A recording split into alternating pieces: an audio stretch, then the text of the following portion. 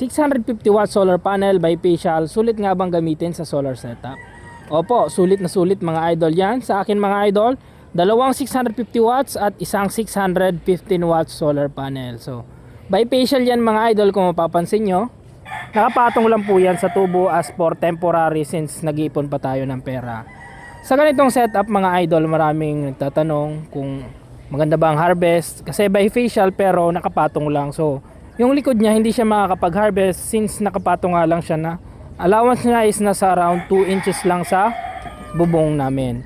Ganito mga idol, since yan po ay bifacial, nag-harvest po yung likod niyan. 650 watts. Ibig sabihin mga idol, yung 650 watts, yung sa harap na yan, yan po yung pinaka maximum niya na pwedeng power na ma-produce niya.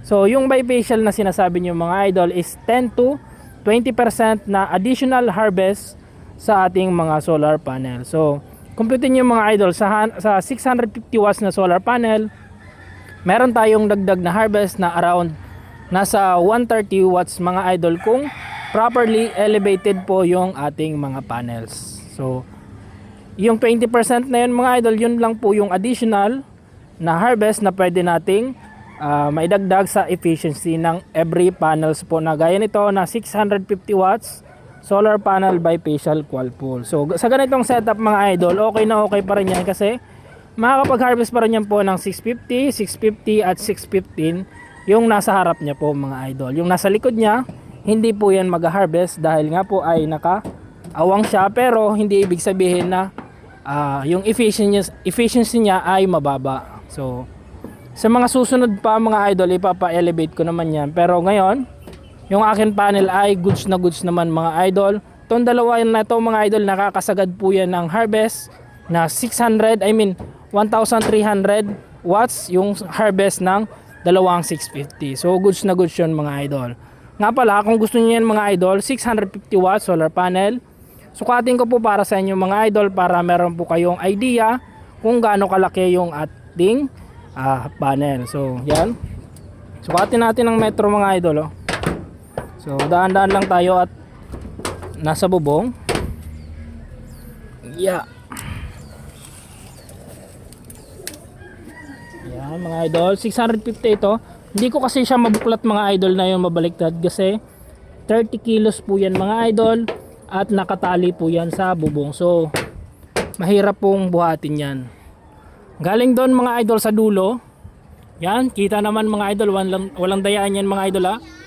So 238 cm mga idol. So yan po yung haba niya. Umpisa dulo hanggang dito is 238 cm mga idol. So yan. Dito naman mga idol sa kanyang dito naman po. So umpisa doon mga idol, walang dayaan yan 103 cm mga idol. I mean 113 cm mga idol yung sukat niya dito.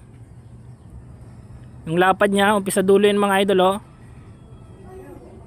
113 cm. So goods na goods yung ating 650 watts solar panel. Sa mga nagtatanong naman, yan, nabili ko lang po yan online mga idol. Ilalagay ko na lang po yung link sa description kung gusto nyo yan.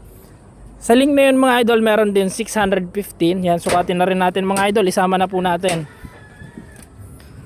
Yan.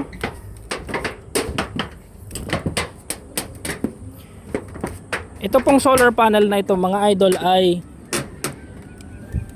limited lang po yung lugar na pwedeng mapag-deliveran nila. So yung shop na binibilhan ko nito mga idol, hindi po lahat ng lugar ay nadideliveran nila. So hanggang 200 watts lang mga idol yung dinideliver nila sa malalayong lugar. Pag medyo malapit kayo sa Metro Manila or sa Laguna kayo banda, pwede pong ma-deliver po ito sa inyo. So yan, balik tayo. 615 watts solar panel, umpisa dulo mga idol . Yung haba, walang dayaan yan mga idol .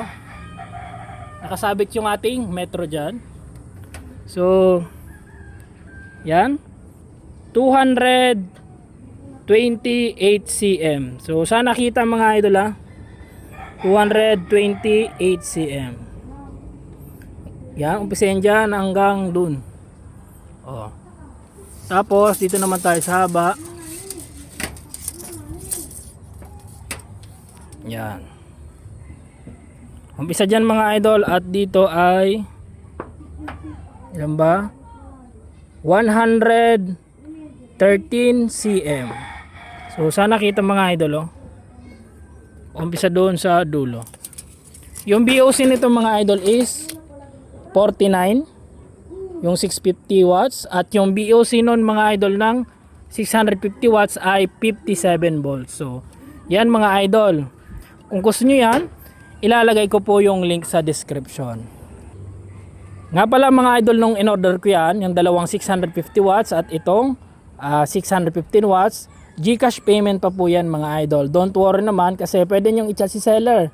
Tanungin nyo, full refund po yan mga idol kapag ka damage dumating sa bahay mo. Pero syempre kailangan po may video kayo ng unboxing. Kahit ano naman po na item, pag walang unboxing ay wala pong warranty. So yun, napakaganda nun mga idol dahil hindi masasayang yung pera mo. Sure ka, pag sira, pag basag dumating ay pwede mong ibalik kay seller. So yan, lalagay ko po yung link sa description. Thank you.